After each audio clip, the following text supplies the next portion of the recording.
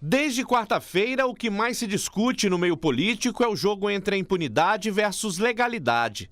A batalha na comissão especial sobre as 10 medidas contra a corrupção, apresentadas pelo Ministério Público com apoio de quase 2,5 milhões de assinaturas.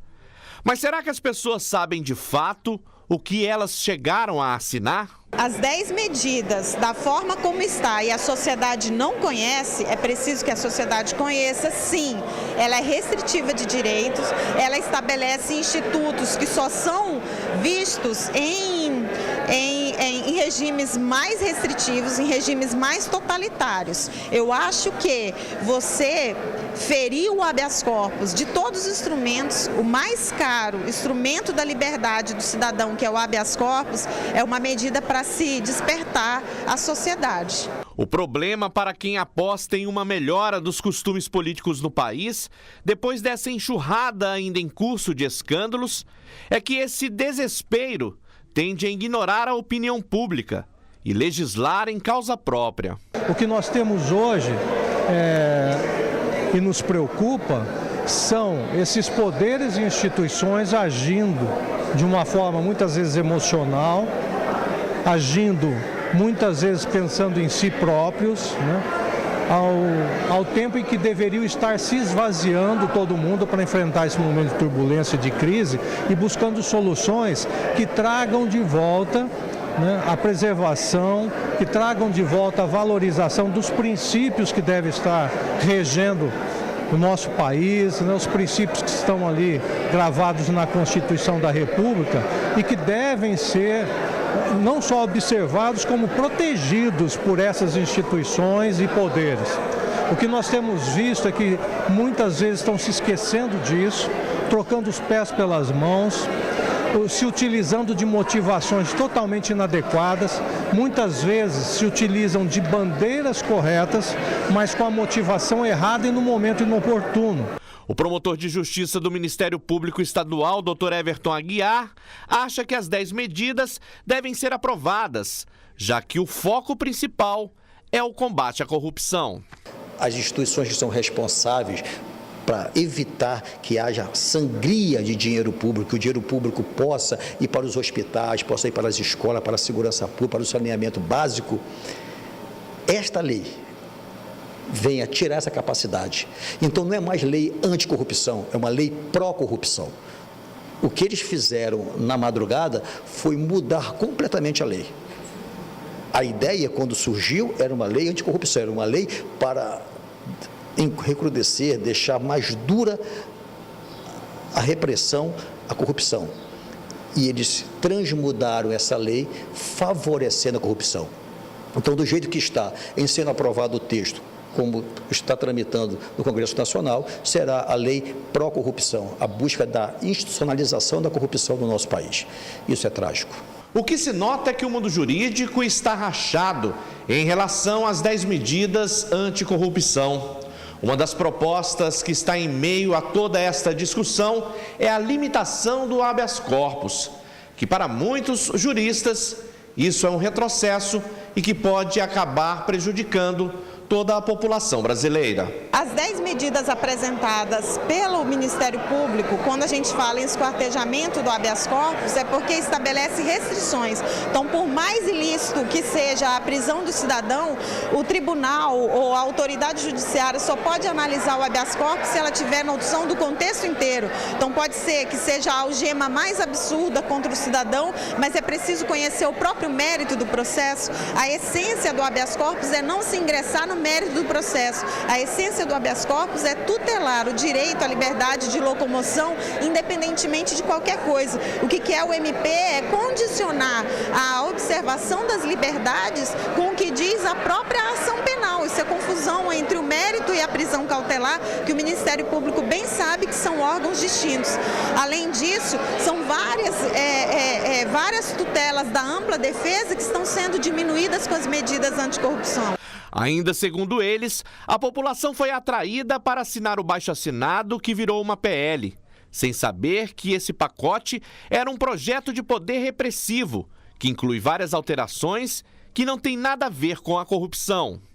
né? Hoje nós temos ministros que o dia inteiro estão na imprensa, numa exposição muitas vezes irresponsável. Nós vemos ministros hoje falando sobre processos que estão em julgamento no Supremo, coisa que não passa pela cabeça de ninguém. Se um juiz não pode se manifestar sobre matérias que ele vai julgar, não pode antecipar opiniões.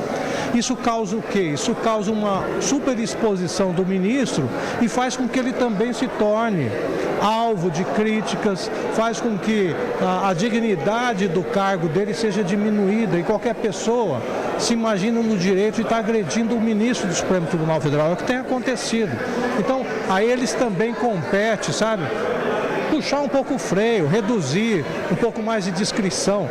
O receio agora de muitos é que esse embate possa transformar o processo penal numa caixa preta. É impossível, num momento desse, dissociarmos toda essa reação, vamos dizer assim, do Congresso, porque o Congresso tinha diante dele o quê?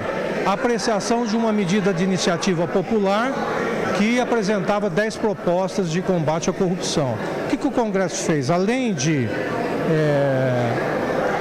praticamente desfigurar essas medidas, né, ele apresenta essa proposta numa clara evidência se tratar de uma retaliação. É uma forma de... Isso ficou muito evidente, né, da forma como tudo aconteceu, a forma como foi votado, o momento que foi votado, a pressa com que foi votada, né, as circunstâncias, as pessoas envolvidas, os proponentes dessa medida, são todas pessoas que estão sujeitas a ser alcançadas pela Lava Jato. Então ficou muito evidente, né? Existem certas situações que elas são tão óbvias que não tem como você dizer que não tem como não relacioná-las.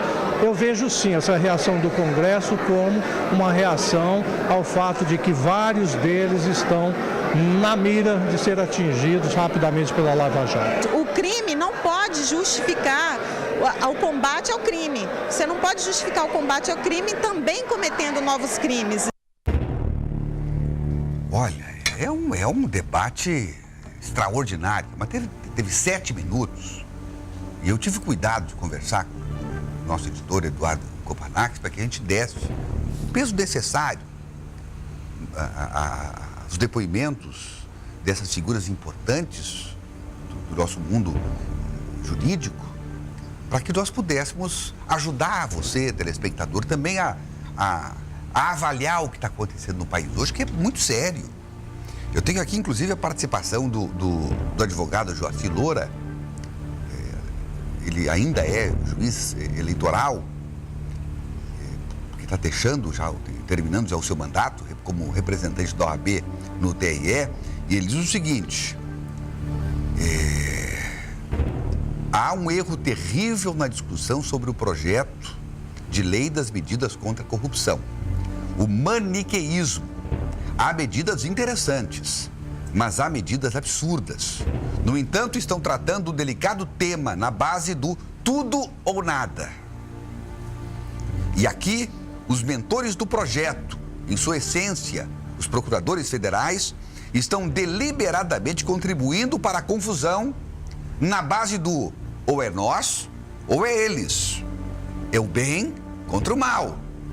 A crise é crescente, mas que no Senado seja trazida para a relação harmônica entre os poderes, pois o Congresso tem que saber que, do jeito que está, não se pode continuar.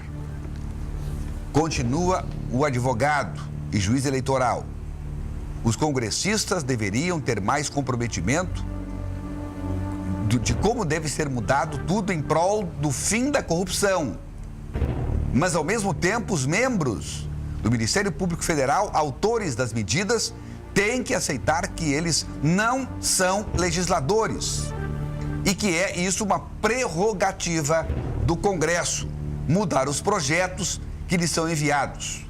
Corrupção não se muda por decreto, e sim por novas posturas de todos os lados. É um debate que está aflorado. Hoje eu estava, depois nós vamos até mostrar a matéria, numa solenidade na Assembleia Legislativa,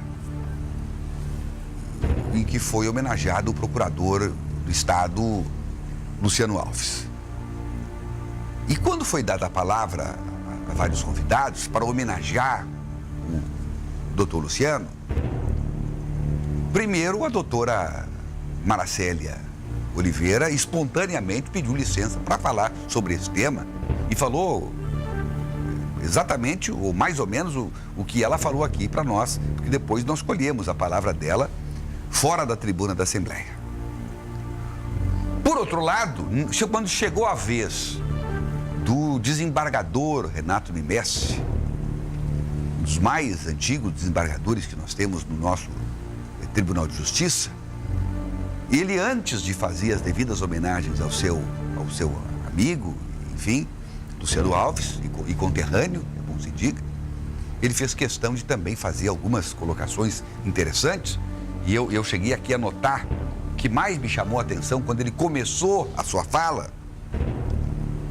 Ele disse o seguinte: quem está dizendo isso não é um jornalista, e não é um deputado, e não é um procurador. Diz ele, o desembargador, o STF virou um representante de Hollywood. Antes, e aí isso ele falou na reportagem, não se sabiam nem quem eram os membros do STF. E hoje, como ele disse na reportagem aqui, estão batendo boca. Aliás, batendo boca publicamente. Ontem, numa solenidade que estava o ministro Gilmar Mendes e o juiz Moro, olha, eu não estava presente, óbvio, nem fui convidado, mas o juiz Moro disse: olha, quem sabe nesse momento não fosse a hora de se votar essas medidas lá na Câmara dos Deputados, esperasse por uma outra hora. Muito bem, ficou registrado, enfim. Daqui a pouco veio o Gilmar Mendes, que podia ter passado em branco e falado outras coisas em cima da sua linha de pensamento. Não, ele fez questão de dizer: que hora é essa? Nós temos que esperar vir um ano sabático para mudar a legislação, para se fazer os ajustes necessários na lei? Quer dizer, criou um constrangimento. Eu, lendo o material no noticiário, eu fiquei constrangido. Como é que um ministro e um juiz, né, no caso aí o Gilmar Mendes podia ter popado, ele podia não ter concordado com o juiz, mas podia ter colocado a ideia dele de uma outra forma, mas não, ele afrontou o juiz. Afrontou o juiz, e ali não era a hora. Aliás, publicamente, nunca é hora de um desembargador, de um ministro, bater boca com o juiz ou vice-versa. Até em respeito ao cidadão brasileiro. E parece que isso está desaparecendo de todos os lados. Dr. Renato Martins Mimessi disse mais na entrevista que ele deu. E lá na Assembleia hoje, olha, a maioria, está todo mundo sendo nessa hora corporativista. Cada um pensando em si, no seu umbigo. E quando ele diz isso, parece que o que menos está se fazendo é pensando no país. Parei um pouquinho, essa coisa não é desse jeito, não é que se faz. Daqui a pouco vem o procurador de Justiça da República e diz: não, se aprovar assim, vai prejudicar a Lava Jato. Não, mas parei um pouquinho. A Lava Jato é vital, é fundamental que se vá até o fim, que se puna, que se limpe esse país. Agora, nós não podemos fazer uma lei para Lava Jato, não existe isso, a Constituição não permite. Então, o que é? Aí você cria uma série de situações, como disse a doutora Maracélia, se acaba, ou se dificulta, ou se cria empecilhos para um habeas corpus, mas eles estão pensando, eventualmente, no habeas corpus lá do Marcelo Odebrecht, que tem 150 advogados para fazer a defesa dele. Só que essa lei sendo aprovada, ou esse artigo da lei sendo aprovado, vale também pro Joãozinho da esquina. Só que o Joãozinho da esquina, diferentemente do Marcelo Odebrecht, não tem dinheiro nem para contratar um auxiliar de advogado, quanto mais um advogado. E aí fica desigual. Fica desigual. Então, eu não quero aqui entrar em detalhes, porque eu acho o seguinte: o que é preciso nesse momento é se chegar num consenso. O Domingues Júnior tem defendido isso muito no papo de redação. Tem que discutir, tem que amadurecer, nem tanto ao céu, nem tanto à terra. Não pode ser do jeito que os advogados querem, ou do jeito que os procuradores querem, ou do jeito que o judiciário quer, ou do jeito que os deputados querem. Não, tem que ser aquilo que seja o melhor para o país, que não se afronte a Constituição, as cláusulas pétreas, os direitos do cidadão. Aí alguém diz, não, mas o advogado defende bandido. Não, o advogado não defende bandido. O advogado defende o cidadão. O advogado não defende bandido, ele vai defender o acusado no máximo, que depois vai ser culpado ou vai ser inocentado. Então nós temos que ir devagar, porque nessa sanha de se resolver as coisas, que vinham erradas há mais de um século nesse país, ou mais de dois, ou desde que os portugueses chegaram aqui. Vamos falar a verdade. Desde que os portugueses chegaram aqui, foi esse estrago. E hoje eu comentei e não comentei nada de novo. Quando eu disse, Renata, no rádio, o problema também, porque alguém defende, não, nós não podemos menosprezar 2 milhões de assinaturas. Aí eu disse, parei um pouquinho. E não sou eu o primeiro a dizer isso, não disse nada de novo, parei um pouquinho.